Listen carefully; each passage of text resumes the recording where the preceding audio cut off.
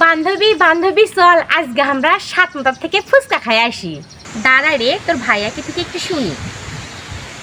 Hello বাবু, আমি কি আমার বান্ধবীর সাথে একটু ফুচকা খেতে যেতে পারি?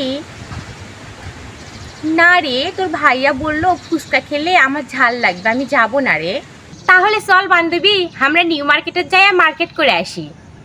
একটু ওয়েট কর, তোর ভাইয়াকে থেকে একটু শুনি। বাবু, বান্ধবী বলতেছে যে আমরা একটু সাত মাথায় মার্কেটে যাই। বান্ধবী না রে, সাত মাথার অত বড় রাস্তা আমি পার হতে পারি না। তোর ভাইয়া বলছে আমি থাকলে না হয় তোমাকে হাত ধরে পার করে দিতাম, আমি যাব না রে। আচ্ছা বাদ দে, তাহলে চল আমরা সুইমিং করে আসি, সেই সাঁতার কাটবো দুইজনে। বাবু, আমি তাহলে আমার বান্ধবীর সঙ্গে একটু সুইমিংয়ে যাই।